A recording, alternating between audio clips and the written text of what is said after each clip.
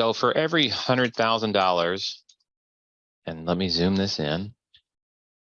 For every $100,000 in money you've got of loan at 4% on a 30-year note, that's $477 per month as a payment. So if you could mark that up to 8%, now hold on, let's get the calculator out. 477. Okay. So It would if just you were double able it, to no? mark that up to 8%, that's $256 a month you're making in interest only. Right. Interest arbitrage. Like if you were not receiving, so if you got a sub 2 house at 4% for $100,000 with zero out of pocket, and then you marked it up at the same sale price and sold it at 8%, you'd have a mirror wrap note basically. Well, you're not a mirror wrap for the interest rate, but you mark up the interest rate and you're making $256 a month. They're responsible for taxes and insurance and all the other stuff, and you made a nice little, lunch money every month just for connecting all those pieces. So even if you can connect with wholesalers who have really slim deals and you can find wrap buyers for those, this is your opportunity to take the underlying, either buy it with cash if it has to be livable, and you have to be able to find somebody to buy it that'll live in and fix up a place that needs some rehab. But if it's tight, you can take it down with cash and then sell it on seller finance, sell off the underlying note, and still have just a little bit here to wrap up and make some cash flow.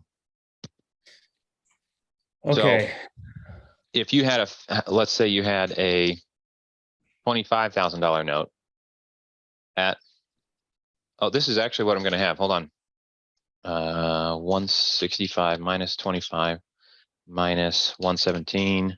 I'm going to have a $23,000 note at 9.5% interest on the house I'm selling right now. And that's $193 a month, principal and interest combined. Okay. And this is my equity in the deal from markup. I did some rehab too, but I'm paying off all my underlying costs on the front end, and then I get to hold some equity and get payments on it. And if you wanted to sell this note, what, you'd make 23 grand? No, especially not in a second position. My second position. So we're going to create a note for the purchase price was 165. Okay. Oops. Minus $25,000 down payment leaves 140.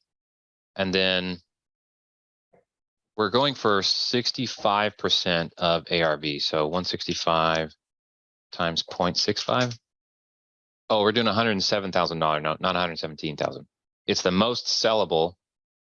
And this is not firsthand knowledge. This is secondhand knowledge. It's the most sellable if it's like 65% is the target number.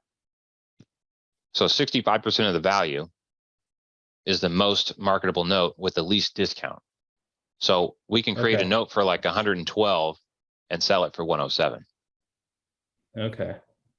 Or create a note for 107 and sell it for 102 or something like that. 112.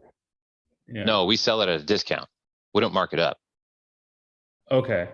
The note buyer wants Gotcha. a discount, right? So if your interest rate's pretty high, then you don't have to give as much of a discount. But if your interest rate's down in the 6% range, you got to pay a way steeper discount on the upfront money in order for them to get their target rate of return. Okay. If I can buy $100,000 worth of debt for $80,000, that drives up, regardless of whatever the interest rate or no interest rate, I effectively have a rate of return because of the fact that I'm getting more money back than I put in. Okay. So when you combine interest rate plus discount, then you can work on getting somebody to their target rate of return. Okay. That makes sense? Kind of. It's a lot to It take is. in. It's taken me lots of times just walking through the numbers, and I get it at a high level. So No. let me let's just cut through everything. So if I find a deal, like let's say I find a wholesaler, Yeah. can I contact you to see if we can make something happen and you and I can like JV together and then whatever? I mean, even if I don't profit that much from it, and you keep the note just to show me the process. Yeah, there's so many deals that I would have done if I was in your shoes where it's like, I'll take $0 if you can just walk me. I want to be party to the deal, right? I mean, just exactly, like, just show me like step by step what I need to do. So I'm happy to do that. It's How- just a matter of knowing like that, because everything you just said, I was kind of following, and then you lost me in a lot of places. Okay. And there's a lot of things, a lot of floating points to consider. Like, is this marketable in this, region of the country? Who's a buyer? Do I have resources to find a buyer there? Those are all things you have to have answered before you can reliably tell a wholesaler, yeah, I can get private money to take that down at $85,000. Well, and then that was another question, like, where do you find people to buy these wrapped, places at, like? And I'm personally not doing that because that's a whole job in and of itself. So I'm leaning on somebody else right now to do that. Like a realtor? No.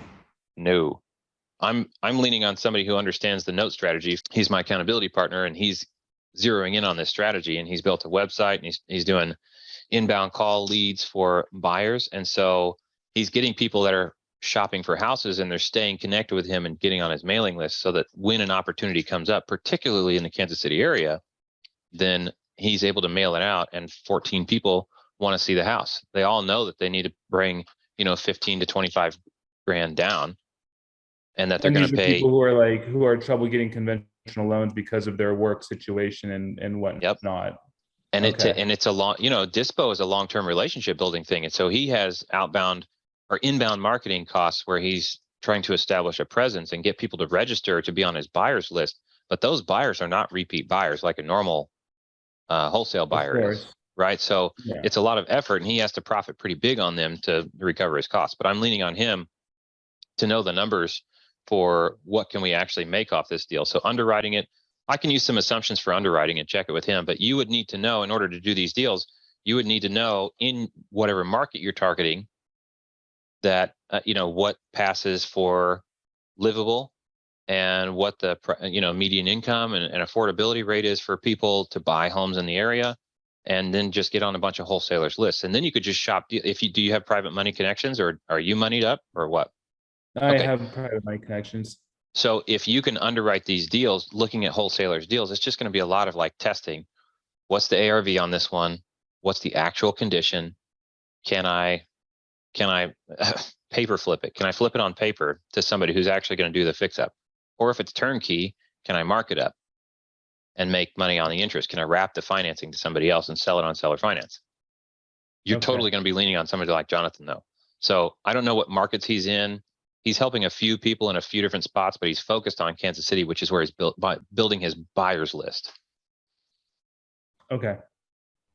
So give me an actionable move to take here first. First things first. What do you like this strategy? It sounds like a huge. I love it. Okay. I love it. I'm busy building a transaction coordinator business right now, and I need this thing to run itself before I can really dive in and like. So you asked if I want a JV. Of course I want a JV, but I want to say yes to everything, and I have to say no to everything except what I'm doing right now. So actionable steps right now for you is making sure you got private money lined up, knowing how much that is, picking a market, or finding somebody who can help dispo. So you got your entry covered money wise. You need to have an exit strategy or a partner on the exit side, which would probably be Jonathan. I don't know anybody else who's specializing, because when I saw this as a potential business model, I said, Jonathan, zero in on that, dude. You're going to put so much effort into selling 2 deals, turn it into a business. He's like, yeah. I said, okay, let's get this going for you, man. So we kick each other in the butt every Friday morning on a phone call. And so picking, getting money secured, finding a dispo partner who can actually help you sell the deals and validate them. And he'll be willing to help you out validating some deals on the front end, but he's going to want you to get to the point where you can underwrite your own deals. And then picking a market, which is probably going to be aligned with what, your dispo partner can handle. Okay. And the interesting thing for him is the more he has, the more he can sell. It's like a that sort of thing. Like the more he has, the more interest there is in it, and the more people stay engaged in him, in his marketplace of homes. And one buyer will shop 4 houses because they know that they have to buy on seller finance. So if he can get an inventory rolling, then they move. The more he has, the faster they go. It's crazy. So would you happen to know if he's in the Arizona market? No, I don't know that he is, but I don't see that as a bad market for him to also enter. I just don't know if it's too much for him right now. Okay. So can I get in touch with him somehow? Yes. I have you on Messenger. I will 3-way intro you to him. Thank you. And I'll do that right now. And his whole thing is just dispo, these deals? No, it wasn't before, but he's building a business around that whole thing, around the split note strategy. Right. Okay. So he has But not it's, I firmed mean, up on as his far as the fees either. logistics, as far as the logistics go on finding a deal, and it is, you know, flippable on paper. I mean, like, how do I learn the logistics, like the ABCs of it all? I haven't had time. Like, I'm friends with Jonathan and I know he can teach me that stuff. I have not stopped to ask him because I'm glad to know that he can. Okay. Sure. So I think the question for him would be, how do I pre-qualify a deal so that I can bring you something that looks pretty good and you just have to tweak? And I mean, if you can come back with a short list, I mean, you're going to force him to take action on something that he hasn't built yet, probably. But that's good. I mean, every bit of that clarity, like I had to make videos and writing on how to aggressively disqualify cash, realtor, and keeping it before I would even call somebody for a creative lead. But it took a lot of practice and a lot of conversations with people to get to the point where I was like, oh, if you just do this, this, this, and this, then I'll look at it. And he needs to do the same thing. And Sure. It's a really young business for him and he's still exploring the different marketing methods and things like that. So my question to him would be, how do I pre-qual a deal that can potentially be that they can use that you can do seller finance or wrap financing and split note strategy. All right, Caleb, I really appreciate you, man. Thank you so much. So Absolutely. The last thing before I let you go, when I start working with Jonathan, if we can do something together, do I just reach out to you for the paperwork? You know how to do all that with the split note strategy and all that stuff? Yeah. I know you know how to do everything, but the split note strategy, I feel like, are Well, a lot of people in the Sub2 community doing this, or? No, it's real advanced. Okay. I haven't built out a written process yet. So, and when I get to understanding it to the point where I can boil it way, way, way, way down, I'll make a 4-minute video explaining how the whole thing works and people will lose their minds and everybody's going to start doing it. Yeah. But yeah, I spoke to Nick. I spoke to Nick and he's like, look, don't buy, he's like, I'm not saying don't buy the class. He's like, but, send me some mortgage statements and I'll show you what's up. But he's so busy and so all over the place that it's really hard to connect. So, and it's hard to follow because it's all in his head and there's no picture worth 1,000 words there. And it's like, well, here's the spreadsheet. Here's how we do this and this and this. And I've watched people underwrite stuff like that and they're pulling stuff out of their head. And I'm like, well, where did that number come from? Oh, well, you just got to know that this and this and this. How do I learn that? It just takes experience. Yeah, gotcha. All right, Caleb, thank you so much for your time, man. I really appreciate you. Absolutely. All right, you take care of yourself. We'll be in touch. Okay. See you around. Bye.